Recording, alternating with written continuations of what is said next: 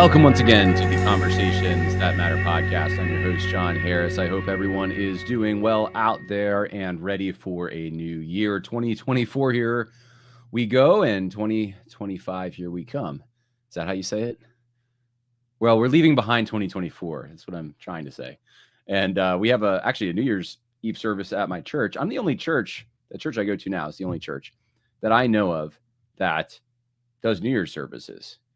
In the comments, let me know if your church does New Year's services. I'm actually curious to see if other churches do this as well. My dad actually, he's the pastor. He just texted me a list of the songs. So I know what I'll be doing later tonight, making sure I can play them on the guitar. Hymns are hard on the guitar, by the way, if you didn't know.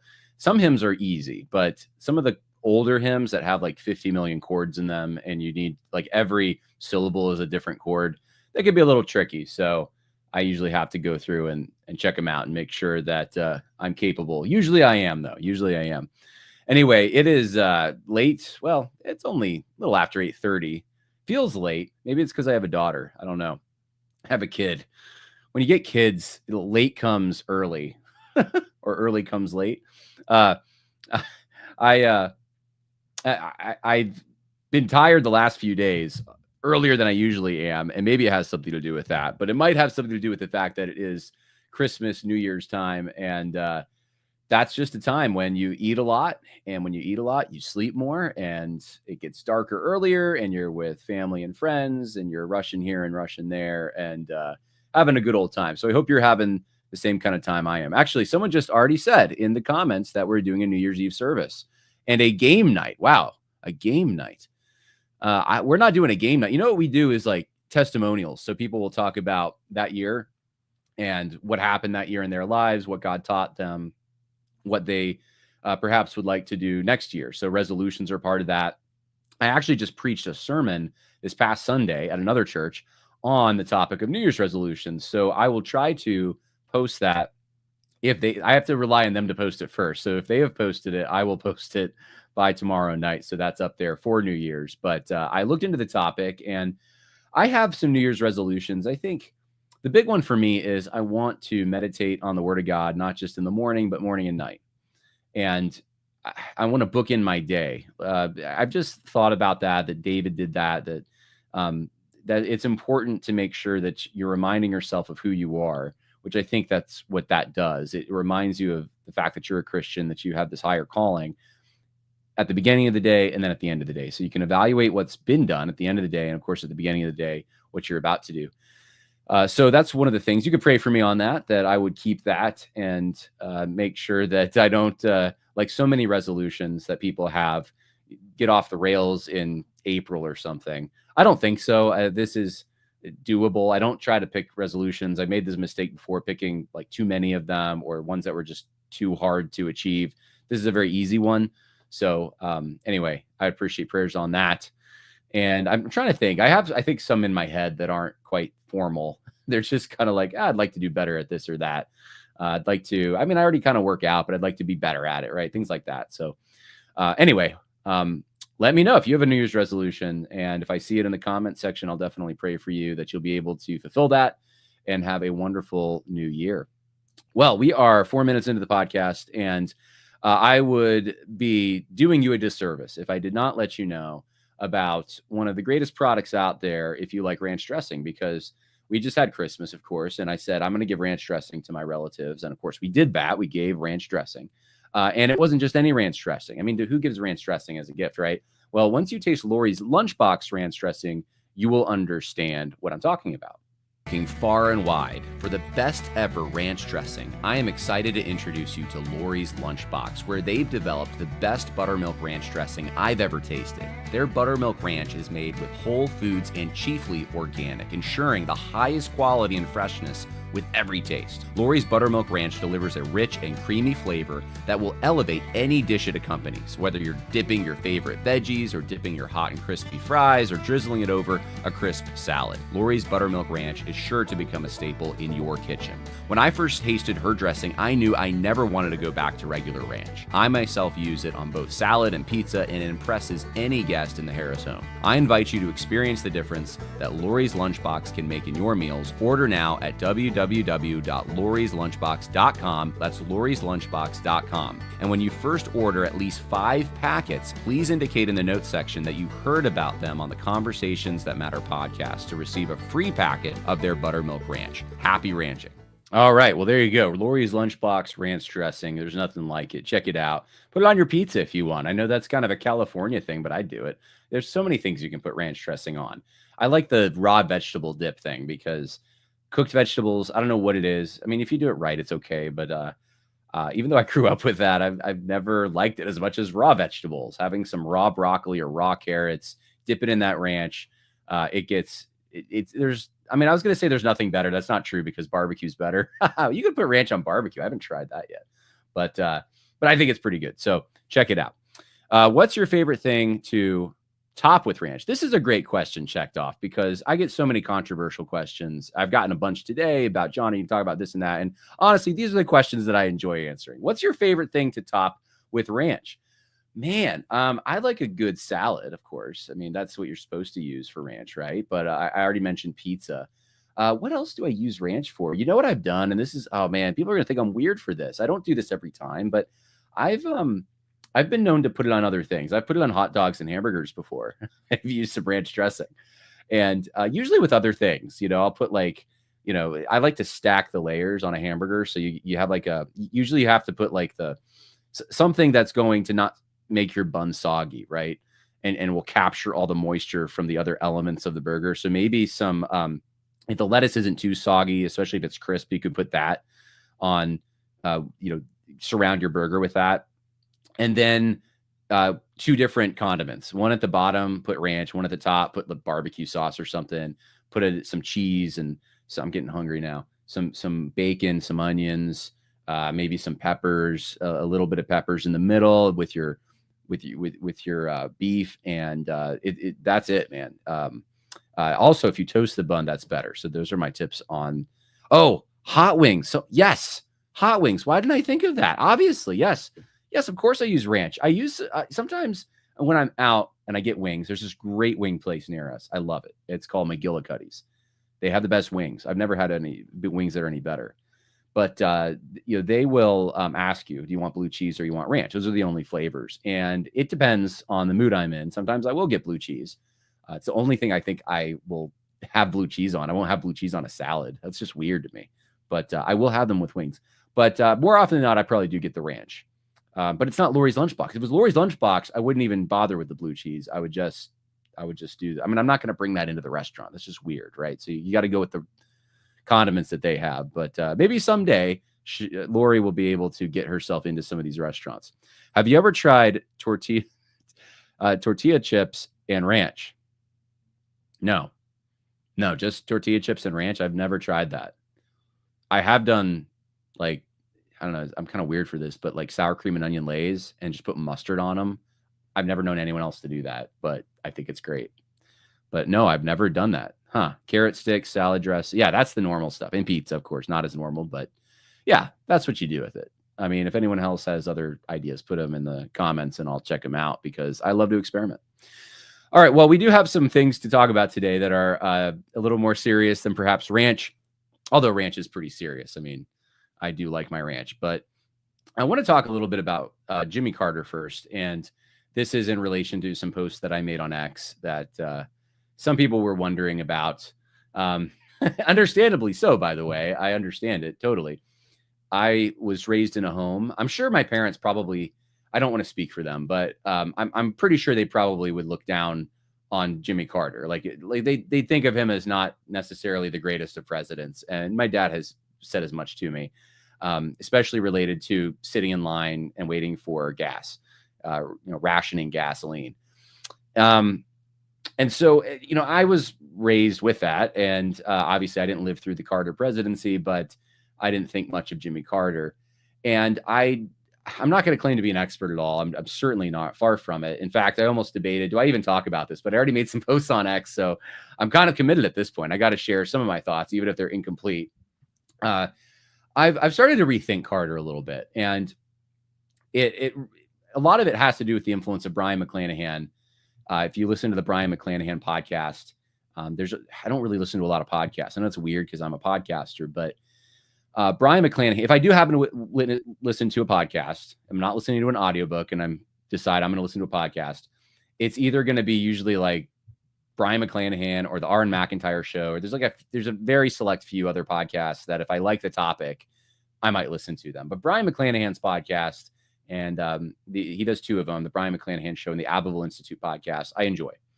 And he did a podcast on Jimmy Carter in 2018. And I thought, whoa, he doesn't think Jimmy Carter is all bad. He thinks there's some good things there. And then he did a podcast on, I think it was the Iran hostage situation. And he did a deep dive. It was pretty good. He actually looked into, I think it was Brian McClanahan. I think I got the right person there. Now I'm second guessing it. Was it him or was it Aaron McIntyre? I shouldn't really confuse those guys, but I think it was Brian. And so anyway, he gets into the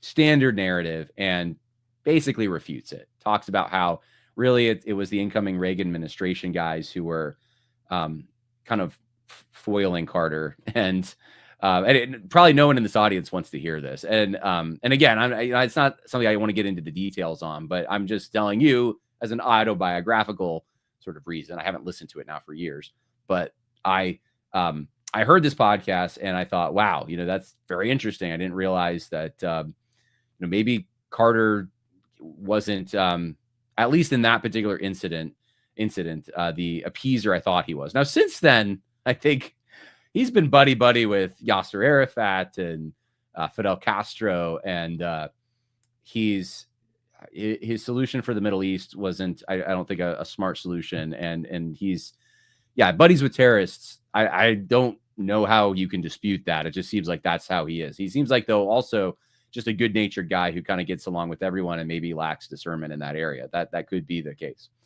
But I don't want to focus on those things. I want to focus on really two things about Carter that I think to sort of counterbalance the typical narrative, the typical neoconservative narrative we hear about Carter being the worst president ever. And Biden's trying to, he's almost as bad as Carter, or he's giving Carter a run for his money, or Obama. I know he was compared to Carter. It's like, since Carter, that's the worst you can get in the minds of Republicans. And so I want to challenge that just a little bit. Okay. I'm not saying there aren't bad things about Carter. There certainly are, but theologically, he's a mess. And he grew up Southern Baptist. I think it was in 91 or 92. He left the Southern Baptist Convention for one of the splinter groups that broke away because the Southern Baptists were too conservative for them. And that's where Carter went. And believes in, I think, women clergy and, the LGBT stuff, all of that, right? Like in his older age, like he demonstrated more and more his heterodox thinking, and no reason to think he's an Orthodox Christian. But while he was in office, there were actually some good things he did. I know you're not supposed to say that about Jimmy Carter, but since he died yesterday and people are weighing in on this, and I saw a lot of takes, that I just thought, that's not quite right. That's a little overblown. Usually in the direction of just praising him to the hilt, but also I saw people, vilifying him to the hilt. I want to bring some balance to this. Is that okay? Can I try to do that? That's just one part of this podcast, but I want to try to bring a little balance, and then you can send me all the hate mail you want. So I want to show you this article first. This is from the Mises Institute. This is from 2000. I'm going to read through this. This is from William Anderson. Now, the Mises Institute is an Austrian economics website, meaning they're very free markets. Not the kind of people that you would think would approve of Carter, right? This is what this article has to say. As the politicals, and this is, by the way, from the year 2000. This is 24 years ago this article was written. I know about it because the Mises Institute put out an article from William Anderson today, or yesterday rather, that referenced it. So I thought, I'll go back to it. So it says this. As the political season stumbles to a close, we need to remember that the historic relationship between economic policy, economic performance, and political rhetoric can be wildly unpredictable. For example, all these years later, it is worth reconsidering the presidency of Jimmy Carter from 1977 to 1981. Many of the reforms that took place under his watch are responsible for at least some of the current prosperity. Now, sitting in gasoline lines in 1973 to 1979 was no fun, And inflation, unemployment, and general economic uncertainty seemed to rule during much of that period. We especially remember that during Carter's presidency, a number of these awful things occurred simultaneously. In fact, these economic calamities, plus the humiliating Iranian hostage crisis in 79 to 80, certainly contributed to his 1980 electoral defeat by Ronald Reagan, and to the general conclusion that Carter's term as president of the United States was marked by failure. In one sense, this is true. I was truly ecstatic in voting against Carter in 1980 and cheered his exit from the Oval Office. In retrospect, however, I believe that my judgment of the man was too harsh. Carter does not receive the due that should be coming to him regarding his economic record, and in many ways, he is the real architect of our current prosperity. And I was writing this, of course, in 2000. Not the present set of clowns in the White House. That he does not receive more credit, I believe, is mostly due to the fact that Carter is nearly clueless about his own accomplishments and has never sought to promote them. In other words, we had a chief executive who could not tell the good from the bad about his administration. While we marvel about this new economy, we forget some of the reasons why opportunities abound that did not exist a decade ago. Some fundamental changes were made by Congress and the President of the United States 2 decades ago. The era of deregulation, while hardly complete, especially from an Austrian point of view, has enabled us to vastly expand our economic boundaries. And this is the thing that I think surprised me and probably will surprise you, that Carter is part of this deregulation, that he contributed something to it. Republicans like to point to the failures of the Carter administration and then claim that Ronald Reagan brought us into the present era. Alas, while I prefer Reagan to Carter, I cannot say that the above statement is true. Granted, much occurred during the Reagan administration that was good, but if truth be known, many of the important initiatives that enabled those boundaries to expand came from Carter's presidency. To understand the magnitude of change we have witnessed in the last 20 years or so, remember that in 1980, the Interstate Commerce Commission regulated both trucking and the railroads. Ma Bell had a nationwide monopoly in which long-distance calls came through copper wires, each strand with a capacity of carrying 15 calls. A single fiber optic line in use today can carry 2 million calls. Airlines have been deregulated for only 2 years. Government controlled the pricing and allocation of oil in the United States. Regulation Q and other restrictions on banks and financial institutions kept capital formation in the doldrums. Another way of putting it was that many sectors of this economy were more socialistic than they are now. Carter's administration played a large part in many of the deregulation efforts. Unfortunately, he usually only got it half right, which reflected his core statist philosophy. Take oil deregulation, for example. By 1980, the oil situation in this country was critical. On the left, Carter's Democratic challenger, Ted Kennedy, was advocating outright nationalization of the oil industry. On the other side, Republican Ronald Reagan was calling for complete decontrol. Carter took the middle road. First, he announced gradual decontrol of oil prices and the phasing out of Keystone COPs, like government allocation system. However, Carter also pushed a windfall profits tax on the belief that decontrol would bring higher prices, and thus higher profits to oil companies that really don't deserve them. The Wall Street Journal so opposed Carter's oil tax that it published an editorial, Death of Reason, on the day Congress passed the tax, bordering the editorial in black. Full decontrol was scheduled to take place in the spring of 81, but Reagan, upon taking office, lifted controls almost immediately, thus receiving credit for what was mostly the action of his predecessor. While Carter was mistaken in his belief that decontrol would automatically increase oil profits, one must also recognize the political heat he took for his actions, especially from the left. Ralph Nader, who had endorsed Carter as a breath of fresh air just 4 years earlier, denounced oil decontrol as the greatest anti-consumer action of the century and predicted 600-barrel oil by 1990. Because deregulation ultimately had the opposite effect that its detractors had predicted, public anger directed against oil companies subsided within a short time. Congress was able to quietly repeal the so-called windfall profits tax. After deregulating airlines, the Carter administration looked then to doing the same for the trucking and railroads. In fact, Reagan received the endorsement from the Teamsters Union in exchange for his promise that he would delay deregulation for trucking. Now, think about that for a minute. Think about what he's saying here, that, Carter was perhaps more aggressive than Reagan on deregulating the trucking industry, and the Teamsters were for Reagan because of this. While the ICC was ultimately dismantled during the Reagan years, it is safe to say that one who sealed its doom was Jimmy Carter. It was the Carter administration that also put pushed the antitrust suit against AT&T, a move that ultimately led to the breakup of the telecommunications giant and the advent of new technologies and cheap long distance. This is not an endorsement of that suit. A better way to bring competition in the industry would have been to have deprived AT&T of its legal monopoly status. However, that being said, one can see how Carter's actions have benefited our present economy. We were still living under the old transportation, oil, and telecommunications regimes. We would not have the greatly expanded economy that we enjoy today. So, and he goes on, talks about some of the economic stupidity that Carter brought about. He continued to blame oil companies for the oil crisis of the 1970s, and it was his administration that gave us the abominable antitrust action against the cereal companies. But see, I didn't live through that, so I'm not familiar with the cereal companies. But the Carter administration, he says, gave greater powers to the Federal Reserve System through the Depository Institutions and Monetary Control Act of 1980, which otherwise was a necessary first step in ending the harmful New Deal restrictions placed upon financial institutions. In fact, it would be safe to say that Reagan probably would have taken the necessary deregulatory steps had Carter kept all of the regulatory regimes in place. However, Carter actually made it easier for Reagan to take the actions he did. So basically, the argument is that Carter set the stage for Reagan, and he doesn't get credit for that.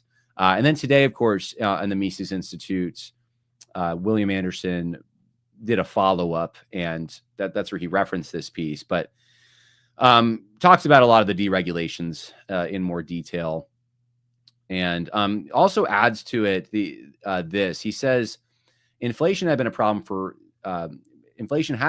in recent years. We should remember that one of the main reasons inflation has not been in the forefront of the economy is because of the policies of former Federal Reserve Chairman Paul Volcker, who Carter appointed in 1979 to deal with the then double-digit inflation, which was ravaging the economy. Now, the previous guy who was at the Federal Reserve was not appointed by Carter. He was appointed by Nixon, and the policies of the Carter administration, for the first part of half of his administration, it was not someone that he appointed. So once he appointed Paul Volcker, it took some time for Volcker's policies. And then Volcker was the Fed chairman during the Reagan years, but he was appointed by Carter. All right. I think that's probably all I wanted to say about this. And the last thing I'll say is this is what I meant when I posted online that I put a question mark, but I said, was Jimmy Carter our last Jeffersonian president? And I was thinking about this piece by Brian McClanahan from 2018 on the Abbeville Institute website. I'm going to read for you some of this as well, and then I'll get to your questions and cries of outrage and all the rest. Jimmy Carter may have been the last Jeffersonian to be president. A recent article in the Post labeled him the uncelebrity president. In either case, Carter is a reflection of a people and a place. He is the most authentic man elected president since Calvin Coolidge, and like Coolidge, a true Christian gentleman. Now, I obviously I've already told you I don't think he was a Orthodox believer, but he did exemplify much of the kindness and many of the virtues that you would associate with a Christian, and I'll explain that. At the very minimum, Carter represented the founder's vision for a Republican executive. He walked to his inaugural, refused to have Hail to the Chief played while he boarded Air Force One or Marine One, carried his own luggage, and when soundly defeated by Reagan, went home to Plains, Georgia, to the same two-bedroom rancher he built in 1961, and he never left. And have you ever seen that picture of Jimmy Carter with Joe Biden and Jill Biden and there's Carter's wife there? And it's usually people share it and they say, look at this, it's an optical illusion. The Bidens look so much bigger than the Carters. But if you look at the decor, it looks like it's from the 70s. Like the Carters never really changed anything. They just lived in the same house, content to be there, content to volunteer and work for Habitat Humanity. I think it was, I forget which company it was. It might've been Craftsman Tools, but it was a tool company after Carter left office, donated a shed full of tools for him to basically do woodworking and stuff. I mean, what kind of president leaving the office gets that kind of treatment? I know like George W. Bush paints and stuff, but he's kind of a blue collar guy, Jimmy Carter, and he comes from that. He's a peanut farmer, and he wanted to go back to that. And of course, he wrote books. I think he wrote over 20 books. He didn't get like very involved though. I mean, every once in a while there'd be an interview, but he wasn't involved in the political process. Not like Obama or Clinton, or even George W. Bush. George W. Bush has been better than those two, but Carter was pretty much, I realized, he would go spend time with these dictators at times, but he was kind of like content to be back home. And this is similar to a bygone era, right? This is what George Washington and Thomas Jefferson, I mean, this is what they aspired to. I want to just go back to the farm. Leave me alone. And that's what Jimmy Carter did. He went back to Plains, Georgia, taught Sunday school, I think, for a large part of the rest of his life. Didn't need the limelight, wasn't seeking that. That used to be standard practice, McClanahan says. He talks about John Adams snubbed Jefferson in 1801 by taking what amounted to a public bus back to Massachusetts, but he never again left his home state and stayed away from the public eye. That's just how it was. Jefferson resumed his very busy life at Monticello. So anyway, he goes through some of that. I'm not going to go through all the history. Carter was the consummate outsider and probably the last agrarian who will ever hold the office. Other than Thomas Jefferson's notes on the state of Virginia, Carter's An Hour Before Daylight is the only agrarian treatise written by a president. And I've never read that. Let's just look it up real quick. An Hour Before Daylight. So you can get it on Amazon. And it's, let's see, Memories of a Rural Boyhood. So, yeah, anyway, he's not ashamed of where he came from. That's kind of cool. Both men reflected positive on Southern heroes. He's talking about Harry Truman and Carter. Anyway, their Southern homes, their Confederate ancestors. Did you know Jimmy Carter actually was the one to, I don't know if he did it with Robert E. Lee too. I know Robert E. Lee was reinstated as a United States citizen, but Carter did it with Jefferson Davis. And if you go and you Google Jimmy Carter, Confederate or something like that, you're going to come up with all these images of Carter and Confederate flags. And I think when he came home to Georgia, they played Dixie when he came home, right? So, I mean, the left likes to admire him today, but he's on certain things, like he'd be to the right of your typical Republican today, right? Carter had his problems as president, but most of those involve perception. Carter can be credited with the beginning of the deregulation of the Ronald Reagan era and with installing Paul Volcker. I just mentioned that. He also pushed for American energy independence long before it was trendy. Carter's record on taxation and foreign policy are mixed, and no one would credit him with doing anything to end the Cold War, but he was as interested in negotiation and diplomacy as Reagan, but without a willing partner in Moscow. Carter's insistence that people put on a sweater when it was cold and turn down the thermostat rubbed the consumerist American culture the wrong way, but that was the Southern man in him. Environmentalism was, in fact, just a northern distortion of Southern agrarian. Carter could eloquently discuss civil rights and race because, unlike most men who lived at Pennsylvania Avenue, he had been around African Americans his entire life. He was a reconciliationist in Washington, something most ideologues could not and cannot understand. Family remained important to Jimmy Carter and his brother Billy. If you really want to kick, go on YouTube and type in Billy Carter and see some of the interviews with him. Billy drove a tow truck, smoked and drank a lot of beer, and waxed philosophic about life at his gas station. He was even less of a politician than Jimmy, and that's saying something. Billy was an unfiltered as the cigarettes he smoked. All right, I'm gonna kind of leave it there. There's not much more to say. It's Brian McClanahan's a good author, and anyway. So he's really focusing on, and this is what I was focusing on when I tweeted this morning, the personal life of Jimmy Carter. So even if you think all his policies are a train wreck, like, he should never have been allowed near the White House and all that kind of thing. And I get that.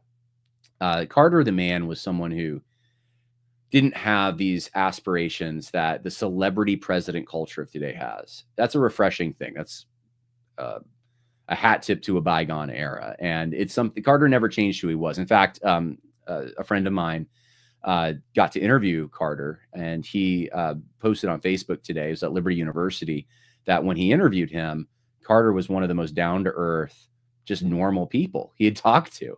And that seems very consistent with what Brian McClanahan wrote about him in the piece. So I want to bring some balance to it. I know I probably don't win any special accolades doing that kind of thing, especially with a more conservative audience who, I mean, let's face it, on, Rush Limbaugh, Sean Hannity, any of the talk radio hosts, all I've heard my entire life has been how horrible Carter is. He's the worst president, that, Obama loves Carter because it makes him look better. And I've heard that my entire life. So I understand, I get it, but there are some positives with Carter, and the deregulation is one of them. So Brianna Hill says Carter was a hot mess. Yeah, I get it. Back to your cabbage farm. Very Roman. It is. Yeah, it's kind of Roman. Voted Carter in 76. Last time I voted for a Democrat. Many such cases, by the way.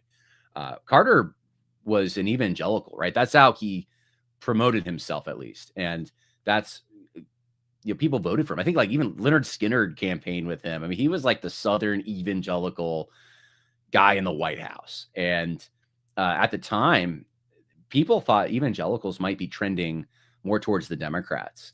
And it wasn't until the failure of the Carter presidency, or the failures that accompanied it, I should say. And then Carter's, he had some obviously bad social policies. He wasn't going to do anything about abortion. He was, pretty much pro-feminist. He was, a lot of these more egalitarian things he was okay with, and didn't fight them, and promoted some of them. And that was it. And when Reagan came in there, that created a new realignment. And the evangelicals from that point forward have pretty much been, as we saw in the last election, they've been voting for the Republicans.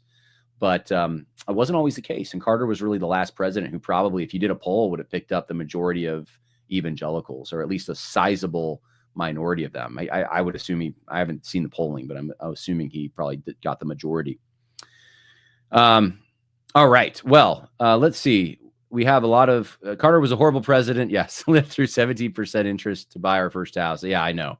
The gas lines were horrible. He never meant a dictator he didn't like, Rush Limbaugh. Oh, yeah, it doesn't surprise me Rush Limbaugh would say that. I think one of the things Brian McClanahan was trying to say is that, like, the Carter years also were pretty bad, and not all of it had to do with Carter. There were some things he inherited. He only was in there one term, but there were some things he also inherited that economically, like the situation in the Middle East with oil, that wasn't all something that Carter was responsible for. He's obviously reacted to it, but all right, enough about Carter, because we're over half an hour in, and I got to shift to some other things. We need to talk about biblical separation here. Yes, I realize all the comments are negative about Carter. I get it. I realize it. All right, let's get to this issue of separation, though. So we're switching gears. I want to talk about this for a moment. I wasn't sure if I was going to do it, but I talked to, well, it was actually in a chat thing with Joel Webbin, and I decided I went back and forth with him a little bit just to get his idea of this right response conference called, I think it's called Escape from Trash World or something like that. And I'm going to be at it. And so I have some questions. So 2 people questioned me this morning about this. How can you be part of this? I've had I could probably count them on one hand. I probably had like 5 questions so far, but I am anticipating I'll get more. And so I figured I would sort of jump out ahead of this and talk about it briefly and give you my thoughts. So this is sorry, I misspoke. It's Christ is King, How to Defeat Trash World. That is the name of this conference, coming April 3rd through 5th in Temple, Texas. And you can see at the bottom left corner, this little circle, there's my little face. So I will be there. And I'm looking forward to meeting some of you there. If you're in Texas and you're, right by the venue, then I would suggest, come on down and shake my hand if you can. I'd love to shake yours. But here's some folks who had some, and I don't know why I cropped this. I must have cropped this wrong. So I got only part of this. The Honest Youth Pastor on X, who I guess this guy is a real Clear Media or Real Truth. What is it? Clear Truth Media guy. But he says, here's my question. Are any of these men known outside the social media bubble? Meaning, are they known for building godly and good ministries that have stood the test of time, or are they just good at posting controversial things? And of course, I'm part of this group, and a bunch of people, including people who should know better, people who, few of them I've known, were just, affirming this and saying, no, these guys haven't. Basically, all the people in this picture do are post controversial things. They don't actually build good and godly ministries. And I will point out that at least about half of these people are not pastors. Maybe more. I think more than half are not pastors, perhaps. You got Steve Deace right there, and he is a talk radio guy. I mean, he's not a pastor. Calvin Robinson, I believe he is a pastor. I'll get to him in a minute. Arn McIntyre, another conservative talk radio guy. Stephen Wolf, an author. He does not pastor. Joel Webbin is a pastor. Brian Suave is a pastor. Andrew Isker, I don't believe I don't want to speak out of turn. He has been a pastor. I don't know if he is currently, actually. And then, of course, myself, I am not a pastor. Eric Kahn is a pastor. A.D. Robles is not a pastor. Dan Burkholder, I think, is. Dusty Devers, I think, might be. I'm not sure if he's on like a break to do. His main reason he's there is not because he's a pastor, though. It's because he's a state senator, or I guess state representative in Oklahoma. Ben Garrett, I think he's a pastor. David Reese, I don't think is a pastor. And then CJ Engel is not a pastor. So this is not like, I think it misunderstands what the conference is intending to do. And that's going to be the running theme as I talk about this. It's not held at a church either. It's at another venue. Of course, the title is Christ is King, How to Defeat Trash World. But this is obviously not a pastor's conference. This isn't like G3. This isn't like the Master's Seminary Shepherd's Conference. You're not going there to hear a bunch of preaching. A lot of these guys aren't even preachers. So I wouldn't expect them to be preaching. So I'll tell you what I think of it and what Joel told me about it. But let me get to these these were two reactions that got some steam. Someone named Mikhail Olson said Shepherds for Sale 2.0. And that got some steam, meaning that, these guys, basically they're bought and paid for. I guess I'm bought and paid for. I don't know. I think the patrons who give like $5 a month would be surprised. I mean, it's like, it's just, he was someone today. So it was Janet Mefford said today, it's kind of funny, but it's sad. Like she was saying that Truth Script was paid for by Josh Abbotoy, an American reformer, which is not true at all. There's no truth to it whatsoever. Not 1 cent has come from American Reformer to Truth Script. It's honestly on your donations that Truth Script exists. It's on your giving on Patreon and otherwise, sending me checks. It's small donors who believe in what I do that make what I'm doing possible. The ad revenue would not be probably 1/20th of what I need to live on. It's, I haven't run the numbers, but it's not much. It's people who give and believe in what I do. And so, yeah, anyway, it's easy to dismiss something when you can say that. Of course, Megan Basham went and proved that there's these connections that exist, but this is not proving anything. This is just, trying to smear. And then Justin Peters said, and this was today, I think, inviting Father Calvin Robinson, who's an Anglican Catholic, to speak at a Reform conference is a bit like Kenneth Copeland inviting me to speak at his next Southwest Believers Convention. Now, here's where I think a lot of the misunderstanding is. Calvin Robinson has some interesting theology. It's, I think, wrong, and I don't know exactly what it all is.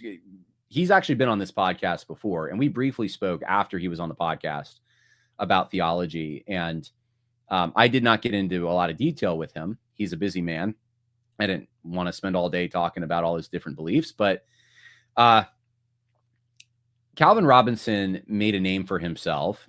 I don't think he was trying to do that, but that's what happened because he opposed some of the outrageous things that the Church of England has done and he lives in the United Kingdom, or at least he did until recently.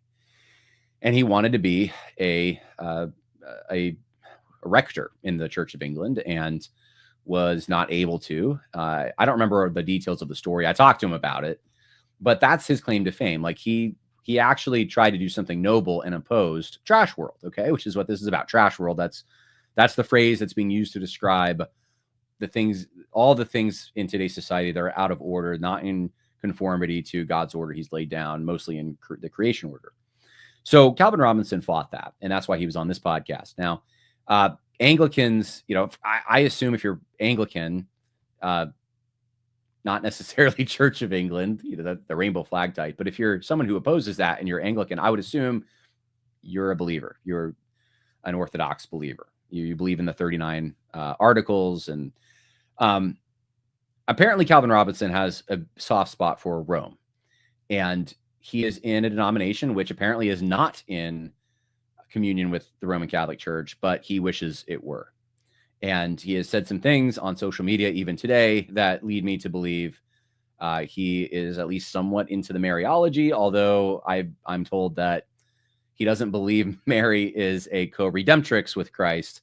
He believes, though, you can pray to saints to pray for you, like the whole Roman Catholic construction of, I don't know if you call it veneration. I don't even know what he calls it. I'm hesitant to put him in a category because he seems like he's different. Like, I don't know. He's not Roman Catholic, but he says a lot of things that sound very Roman Catholic. So anyway, all that to say, he's speaking at this conference. And so Justin Peters said this is a Reformed conference. And the misunderstanding, I think, is that it's not a Reformed conference. It's not. Steve Deace is not Reformed. I don't know where all these guys stand on all these things. I would assume some of these guys might not even have a position on it. They're political commentators.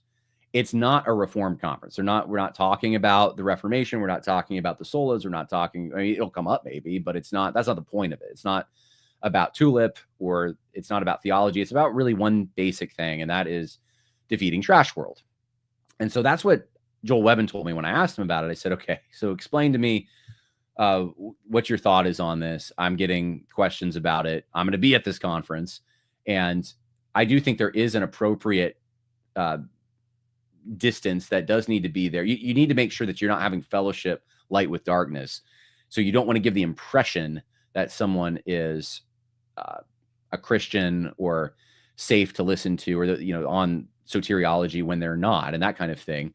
But if it's a political conference, no one would probably bat an eye, right? Calvin Robinson actually does speak at Turning Point USA. Even the Pastors Summit, I think Calvin Robinson was at. But so was James Lindsay, who's an atheist. So, that tells you about where they're at. So I asked him that, and he reiterated everything I just said. This is more about politics, and it is, yes, we do have a like in the sense of like trying to push for a Christian agenda as far as morality is concerned on a social level. That's present for sure, but this is not intended to be a church service. It's not intended to give the impression that everyone up there is stellar on all their theology. It's really for the purpose of strategizing and coming together to figure out how to navigate and defeat trash world, which is the liberal order, liberal establishment, that kind of thing. So that's as I understand it. It is more of a political conference. I asked him about the songs because someone asked online about the songs. What about supposed to be music or something? And Joel told me he doesn't think there is going to be. Now, when I originally said that I would attend this or speak, I don't know what he has me doing, to be honest, sit on a panel, whatever it is. That was months ago. And it was before this whole controversy about Calvin Robinson. But as far as I know, with the information that I have available to me, I'm perfectly comfortable being at a political conference that is intended primarily for people who are Christian, but who want to learn. And I guess that's what Calvin Robinson's topic is, who want to learn from his experience in England and the Church of England, and kind of what they did to arrive at the place that they eventually arrived at, which is fully supporting homosexuality. I think that there is stuff to glean from that. I have spoken at conferences before where there have been Roman Catholics, the Enemies Within the Church conference, How to Roman Catholic at it. J.D. Hall was with me speaking at that conference. There was a number of us, and it was with the understanding that we are not there as a church service. We're not there. I don't think we even had music or worship or anything like that. It was primarily aimed at strategizing politically. So if that's the context, people should not get the impression that this is an endorsement of everyone's theology in the room.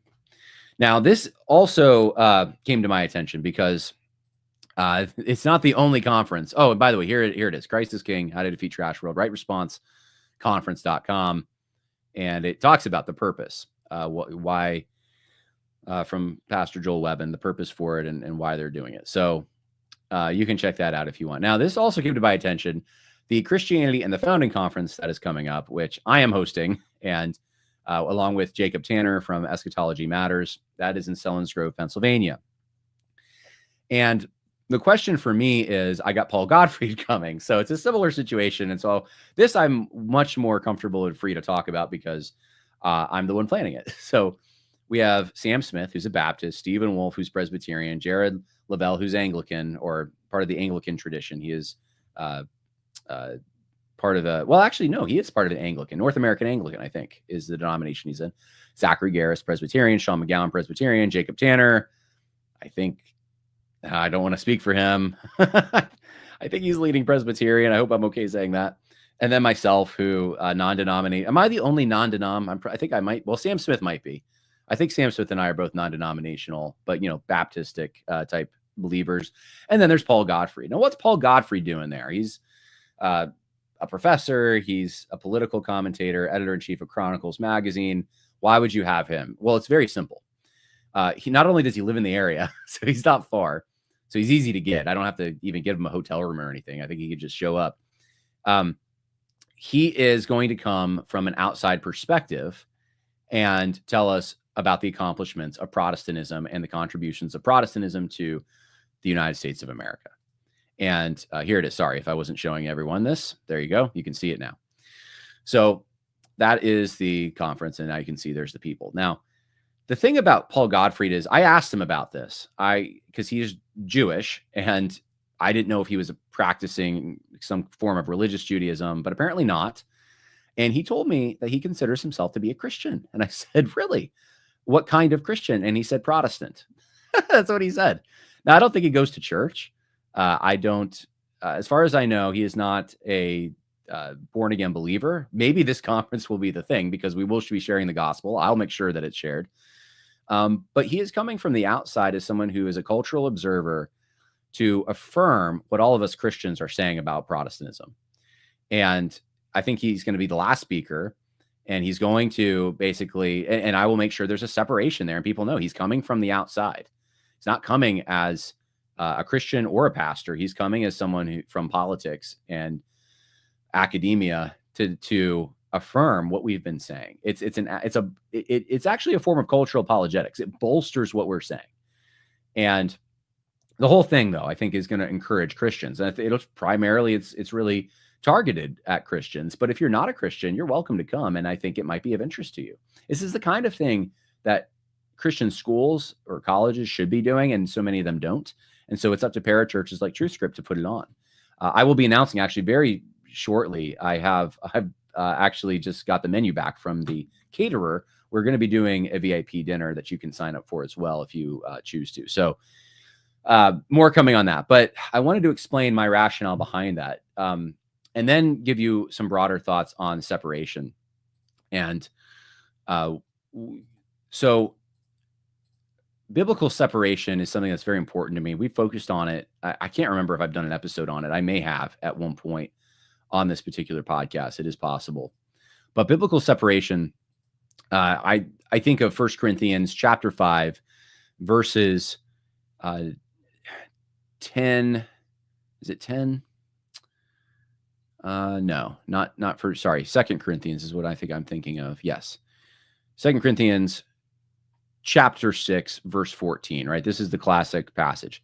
Do not be bound together with an unbeliever, for what partnership have righteousness and lawlessness, or what fellowship has light with darkness, or what harmony has Christ with Belial, or what has a believer in common with an unbeliever, or what agreement has the temple of God with idols, for we are the temple of the living God.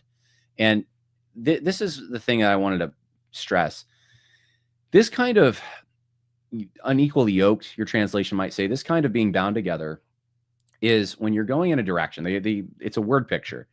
The idea is you're going in a particular direction. Think of a horse or an ox or some animal in a yoke. And if you're bound with someone who's not going in that direction, then you're in for all kinds of problems. Just think of a marriage where the husband and wife want to go in different directions. So as a believer, you cannot be bound together. You can't have common purpose with someone, even someone who's an unbeliever who wants to go in a different direction. And this is in a spiritual sense. What agreement has a temple of God with idols? God is the true God, obviously, of the universe. Idols are false. They have nothing in common.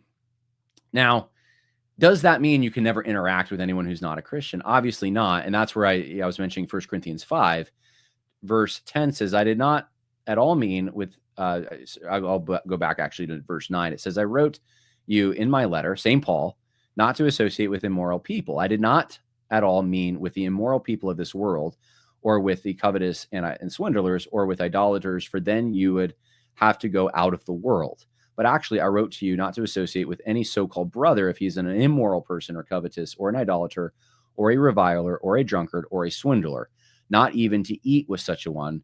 For what have I to do with judging outsiders? So, this is a little further clarification, since it's from Paul, the same one who wrote 2 Corinthians, wrote 1 Corinthians. And he's saying that you'd have to go out of the world if you were going to cease all contact with unbelievers. In the market, you're going to have to go and buy things, right? Who are you going to buy them from? You're going to make sure that every person involved in that supply chain is a Christian. Obviously, you can't do that. In fact, it's not a sin to buy meat sacrificed to idols. Who do you think you're buying that from? So there is going to be circumstances where you have a common purpose with an unbeliever. What he's saying here, though, this is about believers, or so people who, fashion themselves believers. They come to you saying they're a believer, they're a Christian, they're in your camp, you can trust them, and they're actually an immoral person. Those are the kind of people that are dangerous because they can subvert what you're trying to do from the inside. And this is a dangerous thing. I've seen this happen in churches where they allow someone into leadership who is immoral, and they deceived everyone, right? And so that's what he's cautioning against. So again, there are times you can partner, but it's not a partnership that's spiritually compromising. That's really all it is. I was going to mention too, in Revelation, the message to the church at Pergamum. I have a few things against you, because you have there some who hold to the teaching of Balaam, who kept teaching Balak to put a stumbling block before the sons of Israel, to eat things sacrificed to idols, and to commit acts of immorality. So you also have some who in the same way hold to the teaching of the Nicolaitans. Therefore repent, or else I am coming to you quickly, and I will make war against them with the sword of my mouth. So this is an example of that in practice, of this kind of compromising partnership. And I think that's the thing that you have to ask yourself. Is the partnership a compromising one, or is it not compromising? Is it spiritually compromising?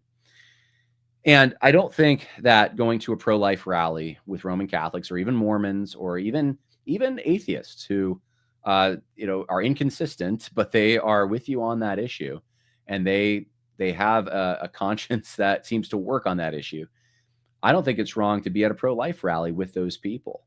Now, if you're in charge of who speaks and stuff, I think you should take that into consideration, but I don't think that it's a sin in and of itself. And I think that if you ever gave the impression, though, someone is a brother or a believer when they are not, and they're a false teacher, that's where the problem comes in. And so from my understanding, Joel Webben is aware of this. He is, I don't know if I don't want to put words in his mouth. I don't know if he's going to make an introductory remark about Calvin Robinson. I know I'm going to do that with Paul Gottfried. And I'll just say that, Paul is coming from the political and the academic world, and he is someone who respects Protestant Christianity, and he's here to tell us about what he thinks the contributions of Protestant Christianity are. And I'll at least say that. I might say more than that, but I am going to make a separation there. If I introduce the others, I'm going to be talking about where they're pastoring, or their conversion. That's an important thing to me. I want to be able to say Sam Smith gave his life to the Lord at this age, right? That kind of thing. So that's how I think about it. I'm open to comments on this, but I don't think there's anything nefarious going on here. And I think the misunderstanding is that this is a quote unquote Reformed conference, or this is a Christian conference in the same sense as like the G3 or the Shepherds Conference, where every speaker is intended to be a model Christian for you to learn from, who's a pastor of some kind, right? That's not what this is. This is definitely more political, cultural kind of thing. All right. Well, let me get to some comments, and then wow, we're over 50 minutes. All right. Well, we'll be very quick in getting to the comments, and then I have some things to share with you about next year, just a few things, and we will go from there.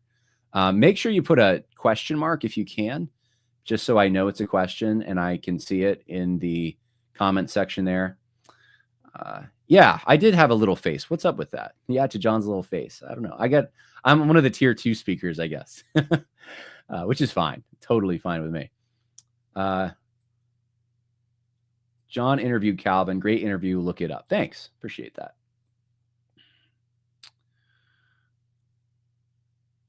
I'm not seeing a lot of questions. A lot of discussion going on. Oh, I don't want to get into transubstantiation with only 4 minutes left. Not going there right now. Maybe we'll do an episode. I don't really do a lot of Catholic apologetic stuff, but okay. So John, you're not going to introduce him as an unrepentant sinner. Wasn't planning on it. No. I actually think Paul Gottfried might be close, to be honest. Pray for Paul, pray for these guys. Pray for Calvin too. I really don't know where Calvin stands, to be quite honest with you. He confuses me with some of his Twitter statements. I don't know where he stands on soteriology, which is a scary thing, by the way. To not that not knowing where someone stands, but if they don't know where they stand, I think Calvin Robinson probably thinks he knows where he stands on that. So, but I think that's something that you want to be right on. That's all I'm saying. You want to make sure you're definitely right on that. All right. Well, I don't seem to have a lot of questions, so you can always, after the recording, put comments in the video. I'll try to look back at them, and if there's any concerns, I'd be happy to consider them. But I do think that we are entering a new, as Aaron Wren says, we're entering a negative world. We're already in it, but a lot of the conferences, a lot of the things that some of them still good to do, but a lot of the industry in conservative evangelicalism has been tooled for positive world and neutral world. And frankly, we've been way behind. I mean, I don't know how many times we can do another conference on the attributes of God, or a certain attribute of God, or those are all good things. We do attributes of God on the American Churchman podcast every week, but I don't know how much longer we can keep doing those things while neglecting some very practical things that are right in front of us. We have parents asking very practical questions. What should I do? My kid is learning this in school. I can't take them out to homeschool them. What do I do? Or my job. I mean, I just had someone the other day at my church come to me with a question about their job, is asking them to compromise. And it was a dicey thing. I had to think about it. And it's not the kind of thing that I know for a fact, the question I got, I would not be able to go on any Shepherd's Conference, G3 Conference, Ligonier Conference, or any of those places to find the answer, because no one's ever addressed it on those stages. I'm not saying that's wrong. They have their purposes, but there's some very practical things in front of us we got to figure out. And I'm glad that there's some conferences that are intending to at least try to approach this. So anyway, all right. All right. We have another question. Have a brother who is an unbeliever is going on vacation with them an issue? Well, I guess I've, that's a pretty funny question. I'm sorry if you're serious about it. I thought it was funny.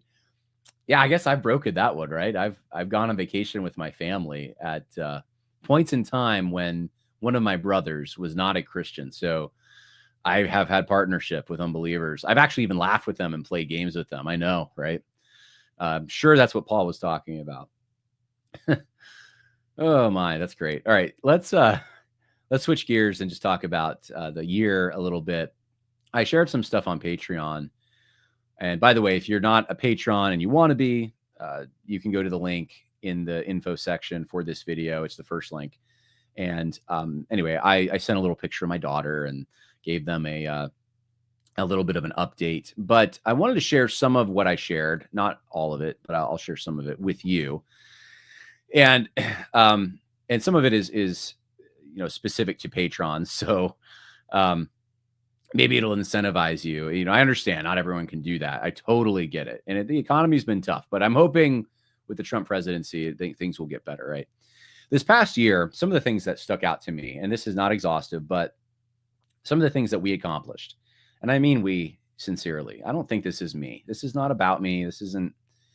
I never intended to have a platform to be a YouTuber, to have any influence in the sense of like to be a voice that would,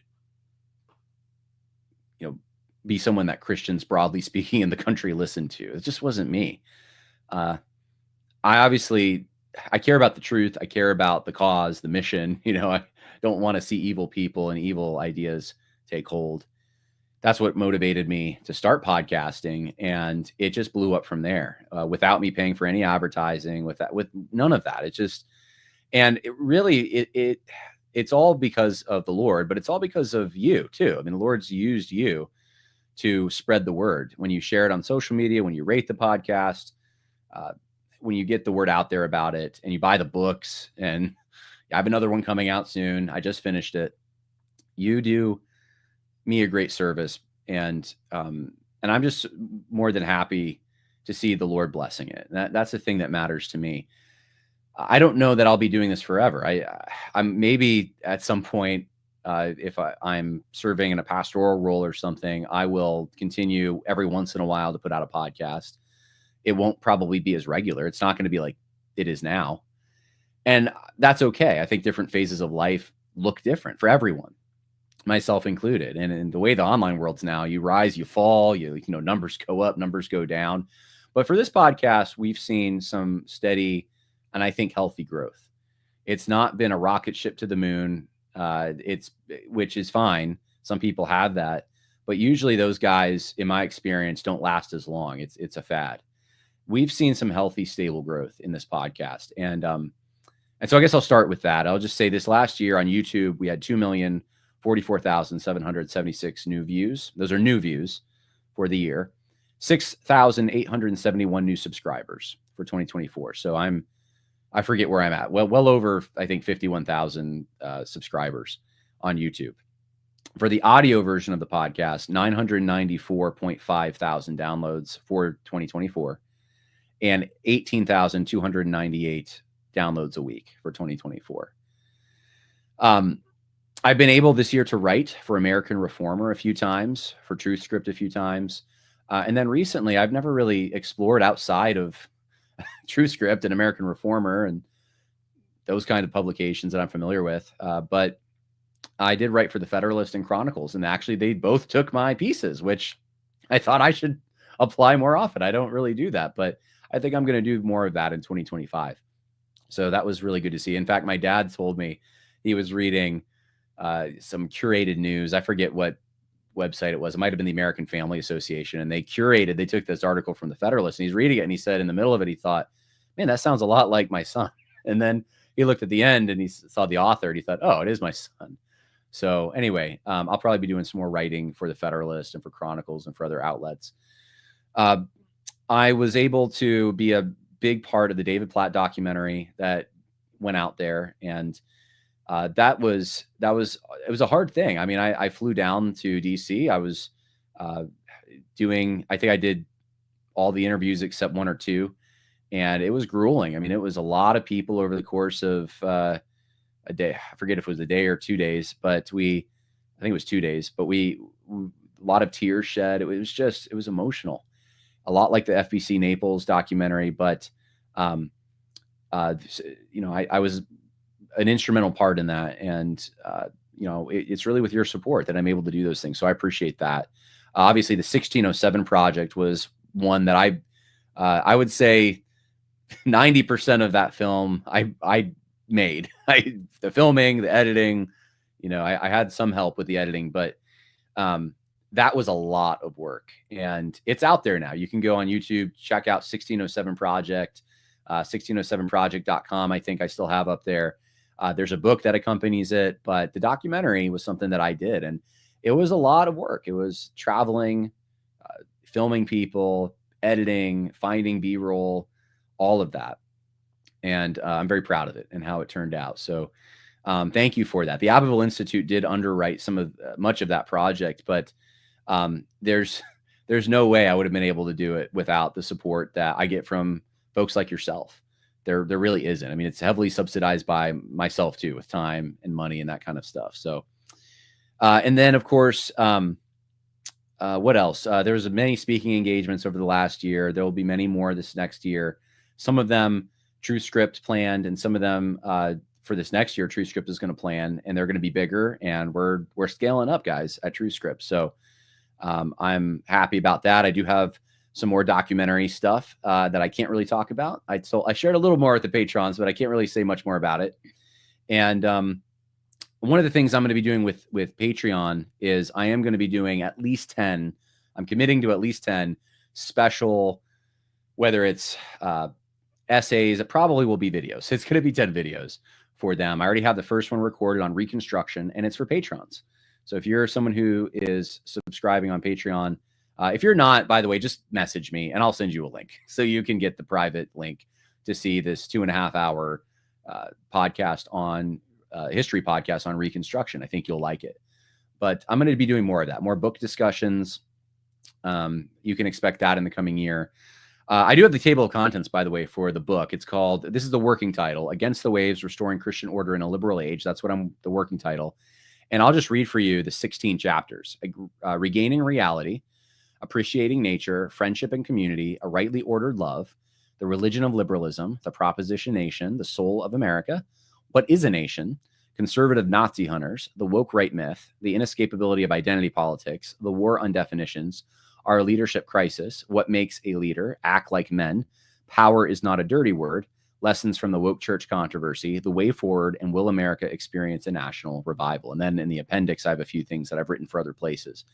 But that's the book, and I'm looking for, this is a positive vision. I have had a positive vision in my mind for quite some time, but I've been so busy refuting, which we're going to continue to do, the social justice activists in the church, that the last 2 books were just they were negative. They were going against a movement. This is my positive vision. And it's more broad, I would say, but it's what I think people need to hear right now, while we're in this building stage in the country. So that's really what I had to say. So that's some of what you can look forward to for next year. And I just, again, from the bottom of my heart, appreciate all of you who have believed in me and believed in this podcast. And I hope that we can go together into 2025 and serve the Lord better. And, that's really what it's all about, honestly. And I'm replaceable. I can, die in a car accident tomorrow, God forbid, but my poor wife. But I can go away, and God's going to continue to accomplish his purposes. He doesn't need me to do it. He actually doesn't need you to do it, but he loves to use us. He loves to use you. And so I take encouragement from that. And I think he has given us such a reprieve with the victory of Donald Trump. I really feel like I can take a sigh of relief, but the sigh of relief isn't like I can just lay back. It's the next 4 years are going to be grueling in a way. Like, we're going to have to work hard to fortify whatever wins we can, because we don't know what's going to happen after that. And the Lord's going to hold us accountable for what we do with this time. And so I hope that you can be involved in your community. I hope you can be involved in your church, in your own personal life too. Prayer, evangelism, the spiritual disciplines that we should all be engaged in. These are the kinds of things that we need to be involved with. And, don't forget your family, obviously. I think one of the things that I've been convicted about, and, I could always comfort myself with the idea that I'm not as bad as some, sure. But look, so many of the social media fights are they're insulting to our intelligence. I'll put it that way. And it's hard to sometimes figure out what to be involved with and what not to. And that's something I could use discernment for myself. I don't know if I want to be on X as much, I think it's a good tool. I think it's good to get news out there and that kind of thing. And I'm going to probably still tweet at times, but I'm just convicted that, the more time we spend on there, the more it's taking away from other places. And I think having a daughter also has helped me with that. And I've gotten better over the last few years with that. But I think that's something I want to do better at. And I'm saying that for all of us too. Like, there are so many habits that we have that if we cut them out, we could find, I think, a more fulfilling life, and we could see more accomplishment too. And that's really what it's about, is accomplishing things for the Lord, the good works that he's prepared beforehand for those who he loves. So I will take the last few questions and we'll end the podcast. That's it. And we see through a glass darkly. Perhaps stop the gotcha quiz. Okay, I don't think that's directed at me. I hope not. Jimmy Carter showed himself to be a low caliber individual. Okay, I know. He utilized Coretta Scott King's funeral to take a pot shot at George W. Bush as he sat across the stage from him. Okay, I don't remember that, but I'm going to take your word for it. Does God allow Satan to test us as a part of his will? Oh, that's a good question. Yeah, I mean, I think God uses Satan. I look at James and the idea that even trials and negative things that come into our lives are there as a way to test us and to refine us. But, we have, I think we have examples in scripture of, when Satan tempted Jesus, for example. Did God allow that? Yeah. So I think that, yes, Satan desires to sift you like wheat. Satan, God, in a grand sense, God is sovereign, and so whatsoever comes to pass is under His permissive will, or His sovereign will, if you want to put it that way. So, in that sense, you can say yes to I guess all kinds of things. But in a special way, does God in the life of a believer ordain trials, including trials that come from Satan or evil people, for that matter? And I think the answer would be yes. He does. There's no limitation in James put on the kinds of trials. It's just trials. But see, other questions. Oh, a lot of people are leaving X. I didn't know that. Okay. Oh, David Reese is a pastor. Okay. I said I didn't think he was. I guess he is. Okay. All right. David Reese is a pastor. Got it. All right. Well, thanks everyone for hopping on the live stream at this late hour, and God bless you in 2025. I look forward to seeing you on the other side. Bye now.